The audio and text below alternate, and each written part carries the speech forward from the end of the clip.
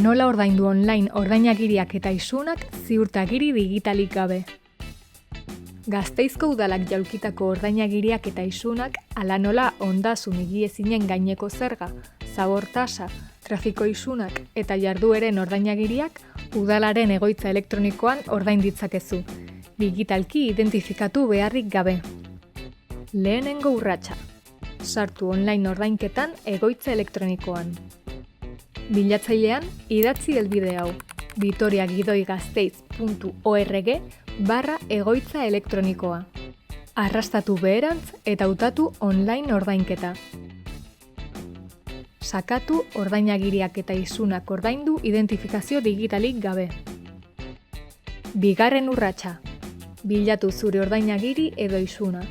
Bete inprimakia ordainketa agirian agertzen diren datuekin, hala nola, entitatea, erreferentzia eta identifikatzailea. Adi egon, idatzi zenbakiak hutsunerik utzi gabe. Sakatu onartu. Hirugarren urratsa. Egin ordainketa.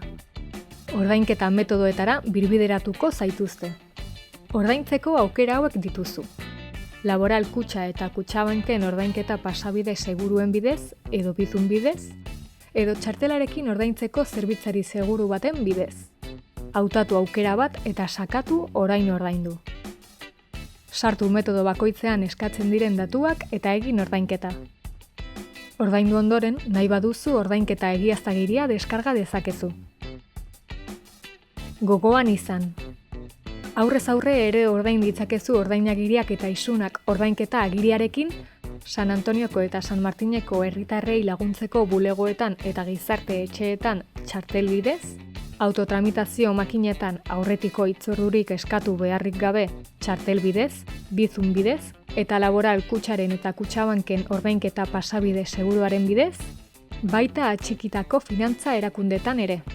Hemen duzu ziurtagiri digitalen bidez ordainagiri edo isun bat online ordaintzeko tutoriala.